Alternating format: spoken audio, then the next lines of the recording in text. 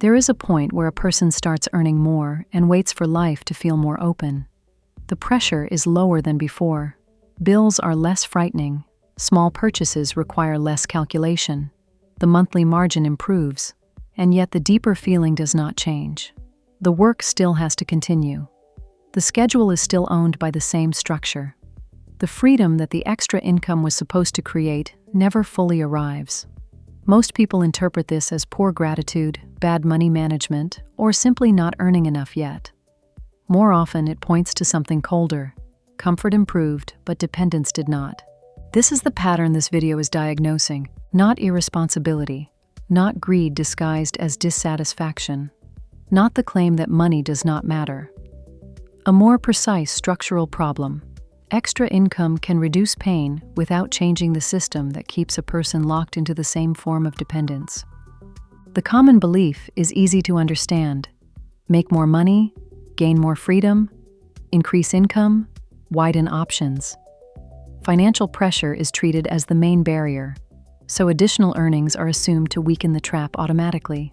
If someone still feels stuck after a raise, a bonus, or a second income stream, the usual conclusion is that they need even more money, better habits, or a stronger mindset around abundance. But income and mobility are not the same thing. Consider Daniel. He works a salaried job that pays better than it used to.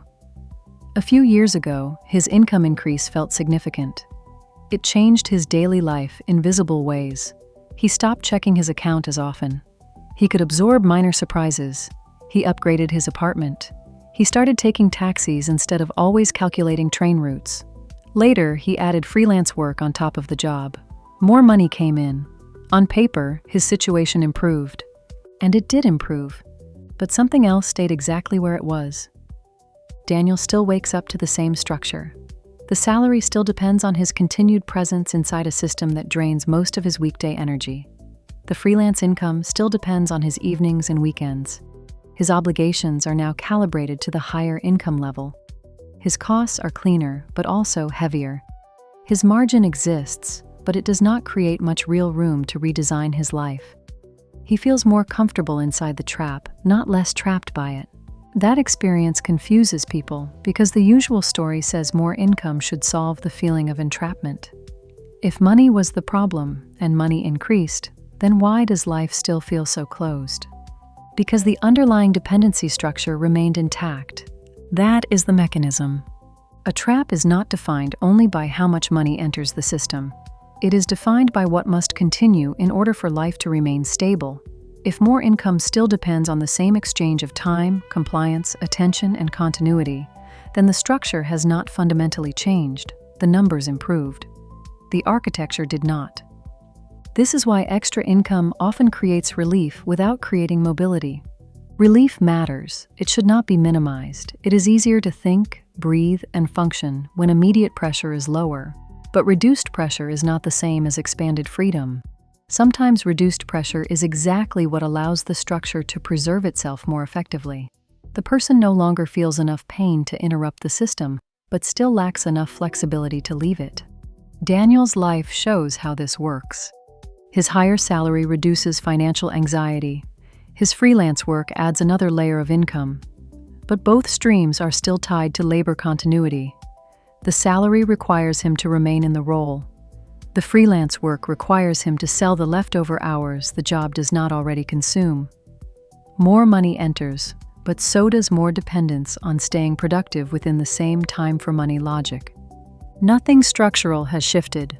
His schedule is still full. His energy is still claimed. His obligations still assume continuity. His income still disappears if the current output stops. His life is still organized around preserving the machine that funds it. That is why income does not automatically create mobility. People usually think of financial entrapment in overly simple terms. They imagine the problem is a shortage, not enough money, not enough margin, not enough earnings. Sometimes that is true. But many people do not remain trapped because they lack additional income in a raw sense. They remain trapped because the extra income arrives inside the same dependency architecture. That architecture matters more than people admit. If a person earns more but also raises fixed costs, The income may improve comfort without improving flexibility. If a person earns more only by selling more time, the gain may increase exhaustion faster than it increases mobility. If a person adds a second income stream that is still labor-bound, they may become more financially stable while becoming even less interruptible. If identity, housing, status, and daily routine are all tied to the continuation of current earnings, then extra income may strengthen the loop instead of weakening it. This is why the phrase, "why I still feel trapped even with more income," describes a real structural pattern. The person is not necessarily irrational. They may be accurately noticing that the additional money improved living conditions without changing the terms of dependence. That difference is the whole point. Daniel's problem is not that his raise was fake or his side income useless. The money is real. The comfort is real. But the freedom he expected was attached to the wrong variable. He treated income growth as if it would automatically transform the life structure around it. Often, it does not. Often, it simply upgrades the conditions under which the same structure continues. This is also why the imagined solution, how to make extra income, often misses the deeper trap. It assumes that if the person can just layer more revenue on top of the existing situation, the feeling of entrapment will dissolve. But extra income can behave in two very different ways. It can create actual room for structural change, or it can merely subsidize continued dependence. Those are not the same outcome. A person can earn more and still remain bound to the same employer, the same hours, the same schedule, the same routine exhaustion, the same need to keep performing, the same inability to stop without consequences. In that case, the income helped, but only inside the container that was already there. The container is what matters. This is why some raises feel good briefly and then disappear into normality. The money enters. Pressure drops. Life expands slightly to match it. Then the old feeling returns, not because the person is impossible to satisfy, but because what they wanted was not just nicer maintenance. They wanted movement, they wanted optionality, they wanted the ability to interrupt the current arrangement without immediate collapse. Extra income that fails to alter those conditions will always feel incomplete, even when it is genuinely useful. This is where people often misread themselves. They think the persistent feeling of being trapped means they are spoiled, financially careless, or psychologically unable to enjoy progress. More accurately, it may mean they were searching for structural relief and received only financial cushioning. That cushioning has limits. It can make the trap more livable. It can make the routine less punishing. It can make the dependency more elegant. It can make the person look more successful from the outside. But it does not automatically make the structure open. To see this more clearly, imagine two different people earning the same extra amount. The first person uses the additional income inside a structure where nothing else changes. Same obligations, same full schedule, same employer dependence, same identity attachment, same costs adjusted upward to absorb the gain. Their life becomes smoother, but not more mobile. The second person receives the same income increase, but the surrounding structure is different. Their fixed obligations do not rise to absorb it immediately. Their time is not fully consumed. Their dependence on one source remains lower.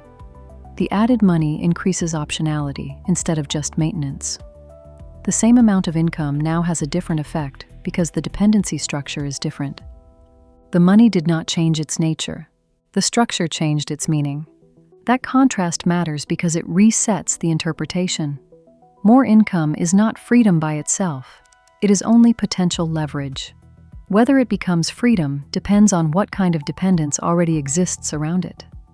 If the system is built so that every gain gets folded back into the same architecture of continuity, then income growth may never produce the feeling people expect from it.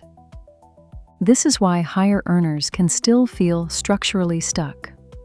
From the outside, that can look absurd. They have more money than before. They may have more money than many others. Why do they still feel trapped? Because entrapment is not measured only by income level. It is measured by how difficult it is to interrupt the current system without destabilizing everything attached to it. A person can be well paid and highly dependent at the same time. In some cases, more pay deepens the dependence. better housing, stronger status expectations, cleaner routines, improved lifestyle, more to preserve. The person becomes less interested in disruption, not because the structure is liberating, but because the cost of interruption has grown. Extra income then functions less like freedom and more like adhesive.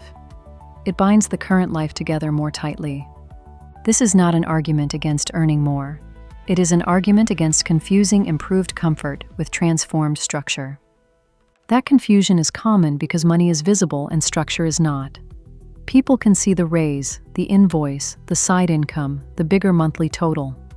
What they do not see as easily is whether daily life is still dependent on repeating the same exchange tomorrow, next month, next year. They see the improvement in margin. They miss the continuity requirement underneath it. That is why the emotional experience can seem so strange. The person says, "I'm earning more. Why does it still feel like I can't leave?" Usually because they cannot. Not in the structural sense. Not without threatening the architecture that the extra income is now helping maintain. That is the reframe.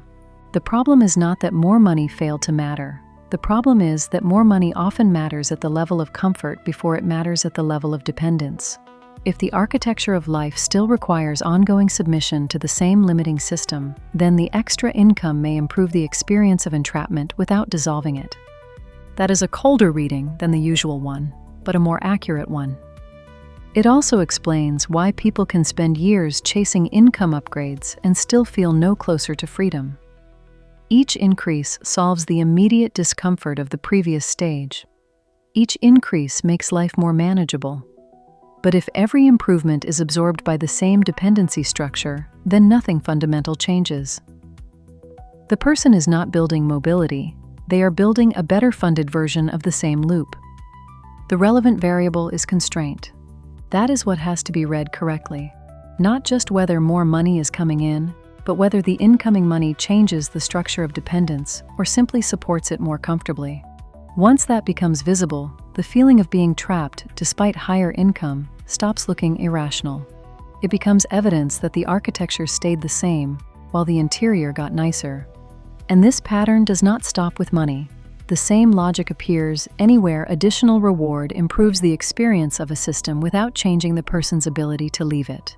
Status, recognition, relationships, routines, even careers themselves. Extra income can make life feel better while leaving the real trap exactly where it was.